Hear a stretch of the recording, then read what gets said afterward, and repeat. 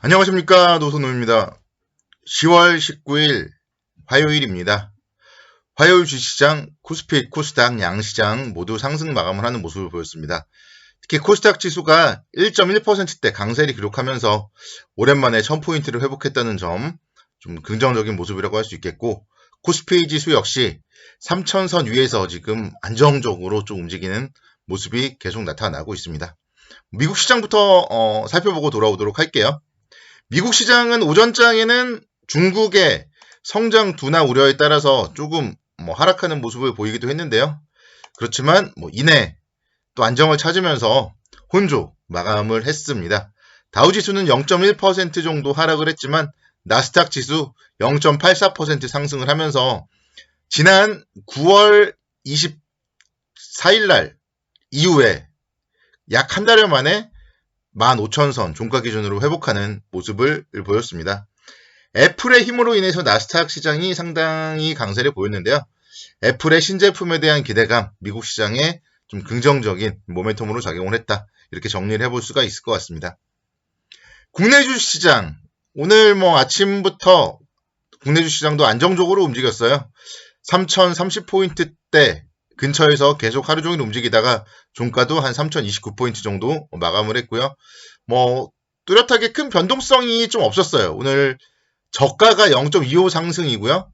고가가 0.93% 상승. 그래서 약 0.7% 정도 움직임 속에서 움직였는데 안정적으로 움직였다. 이렇게 말씀드릴 수가 있겠고, 특히나 좀 무엇보다도 중요한 게 오늘 사실 북한의 탄도미사일 발사 소식, 이런 소식들이 들렸어요. 그래서 사실 이런 지정학적 리스크가 부각되면은 그래도 장중에라도 흔들릴만 한데 전혀 흔들림이 없었다. 이런 모습들은 지정학적 우려나 이런 부분들에도 이제 시장이 안정된 모습을 보여준다. 이런 부분들은 좀 긍정적이라고 볼 수 있겠습니다. 내일도 이 같은 장세가 이어지기를 좀 기대를 해보도록 하겠고,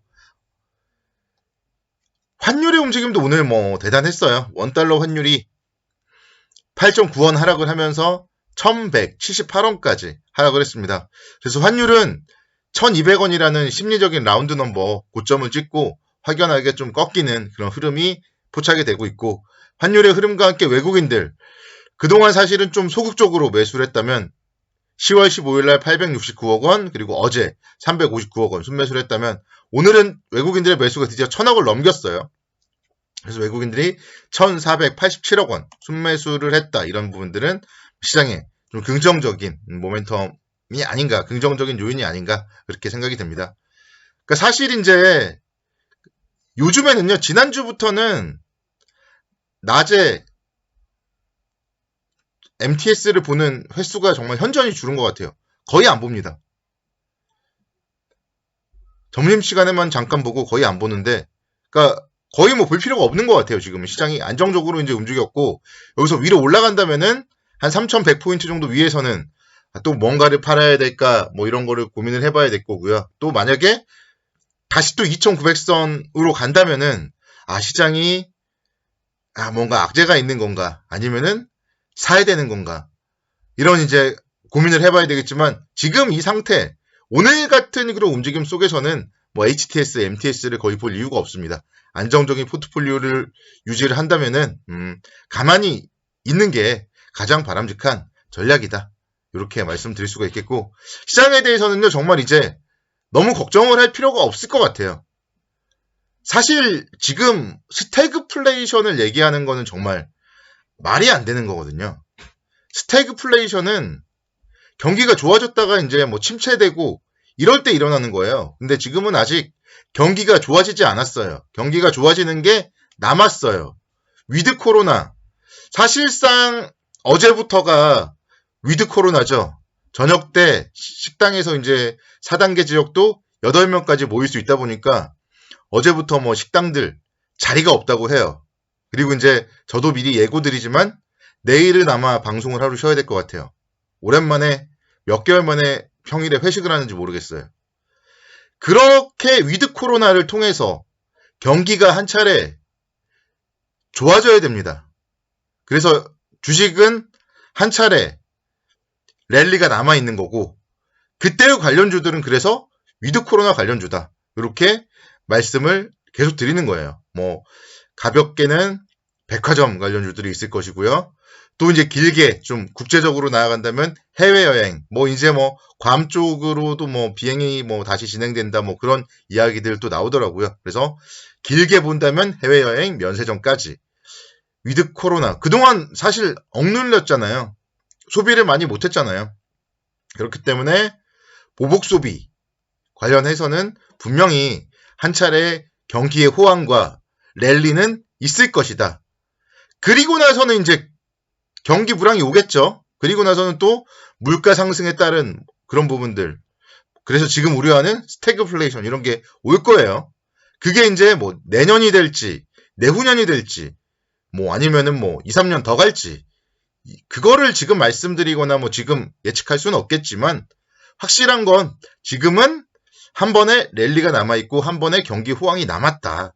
지금 뭐 이제 금리 인상들 얘기가 나오지만 정말 초기잖아요. 그렇기 때문에 너무 걱정할 필요는 없는 시장이다. 이렇게 좀 말씀을 드립니다. 오늘은요. 정말 가장 주목해 볼 점이 엔터 관련주들이 시장을 주도했어요. 하이브가 5% 상승을 하면서 32만 2천 원대 움직임을 기록했습니다.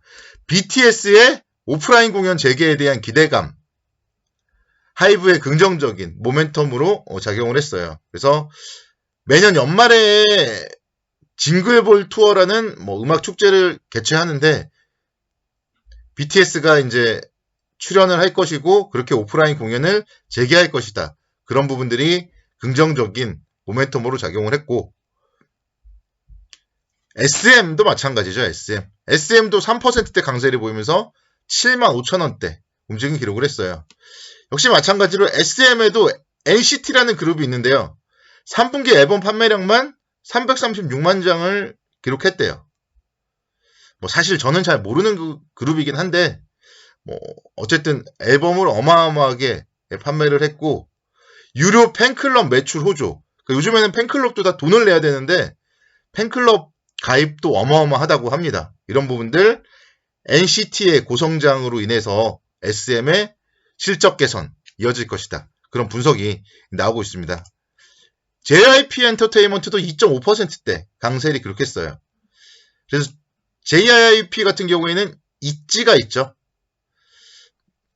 4분기에 트와이스가 컴백을 한다고 하고요.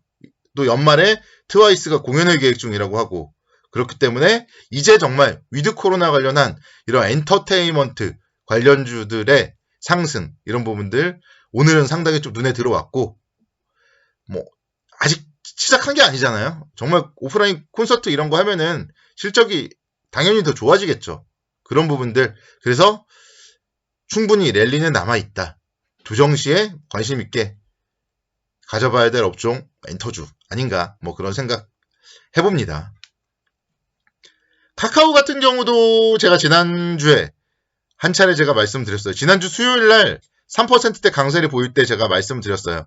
이제 뭔가 돌리는 것 같다. 그래서 낙폭과대에 따른 이제 반등 좀 노려볼만 하다. 이렇게 말씀드렸는데 어느덧 상승폭을 좀 키워나가고 있고 오늘도 4.9%대 강세를 기록했습니다.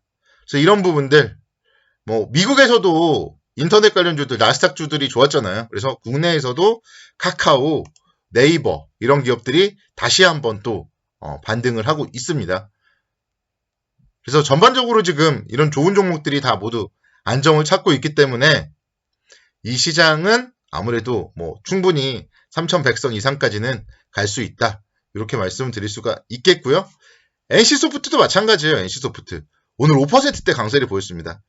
NC소프트에 대해서도 제가 지난주에 한 차례 정도 이제는 뭔가 가격 메리트가 그래도 좀 생긴 구간이다. 뭐 이런 얘기들을 제가 드렸었는데 리니지 W에 대해서 글로벌 사전 예약 프로모션을 진행 중이면서 프로모션 시작 약 2달 만에 1,300만 명을 돌파했다. 이런 흥행 소식이 오늘 또 긍정적인 주가의 움직임을 보여줬습니다. 그래서 전반적으로 지금 대형주들의 주가의 움직임이 상당히 좋다. 요거를 잘 포착을 해봤을 때 시장에 대해서는 너무 걱정할 필요가 없겠다. 이렇게 다시 한번 강조를 드리겠습니다. 내일도 성공 투자를 기원하겠습니다. 감사합니다.